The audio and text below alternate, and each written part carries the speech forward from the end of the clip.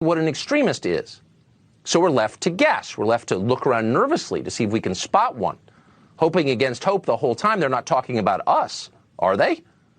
And if they are, what exactly are they doing? How are they hunting these extremists they keep telling us about but will not describe? We now know part of the answer to that question. This show has obtained exclusively evidence that Bank of America, the second largest bank in the country with more than 60 million customers, is actively but secretly engaged in the hunt for extremists in cooperation with the government. Bank of America is, without the knowledge or the consent of its customers, sharing private information with federal law enforcement agencies. Bank of America effectively is acting as an intelligence agency, but they're not telling you about it. In the days after the January 6th riot at the Capitol, Bank of America went through its own customers' financial and transaction records, a lot of them. Now, these were the private records of Americans who had committed no crime, people who, as far as we know, had absolutely nothing to do with what happened at the Capitol on January 6th.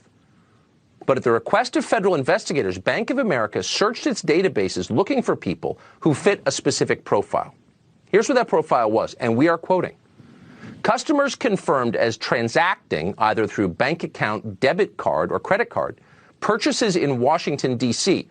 between January 5th and January 6th. Number 2, purchases made for hotels, Airbnb, RSVPs in Washington, Virginia, or Maryland after January 6th.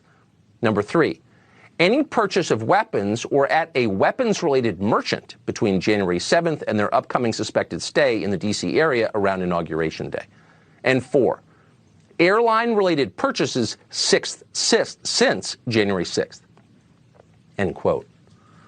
So what do you notice about that profile? Well, the first thing you notice is that it's remarkably broad. Any purchases of anything in the city of Washington, D.C., any overnight stay anywhere in the 3-state area that spans hundreds of miles, any purchase, not simply of legal firearms, but instead anything bought from a, quote, weapons-related merchant, T-shirts included, and then any airline-related purchases, not just flights to Washington, flights to anywhere, to Omaha, to Thailand. That is a very, very wide net, an absurdly wide net. Bank of America identified a total of 211 customers who met these, quote, thresholds of interest.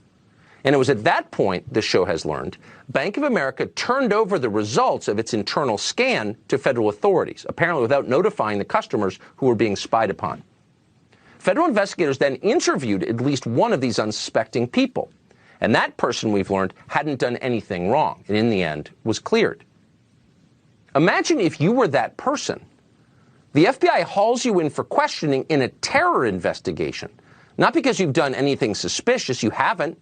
You bought plane tickets and visited your country's capital. You thought you could do that. You thought it was your country.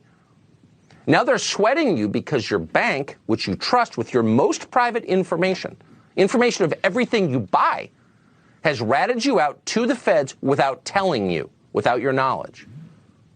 Because Bank of America did that, you are being treated like a member of Al-Qaeda.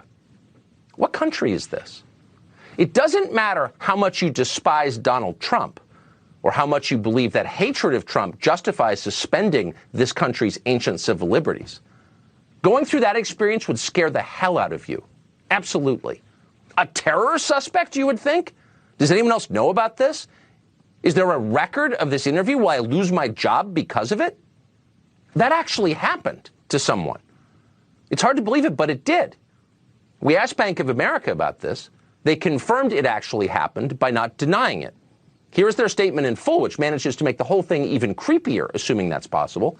Quote, "We don't comment on our communications with law enforcement." Well, apparently not. "All banks," it continues, "have responsibilities under federal law to cooperate with law enforcement inquiries in full compliance with the law." End quote. Now, the last part, from a lawyer's perspective, is the essence. In full compliance with the law. It's the law. We had no choice. But that's not true. Bank of America did have a choice. The bank could have resisted turning over information on its innocent customers to federal investigators, but Bank of America did not do that. Nor is it clear, if we're going to be precise about it, that what Bank of America did is even legal. It turns out it's not simple. It's a gray area. We spoke to a number of lawyers about this today. Some of them told us that what Bank of America did might in fact not be legal and could in fact be challenged in court. One knowledgeable attorney pointed us to 12 U.S.C. 3403. That's a federal law that allows banks to tip off the feds to any information that, quote, may be relevant to a possible violation of any statute or regulation. Now, the DOJ instructs federal agents to remind banks of that law, and of course they do with maximum aggression.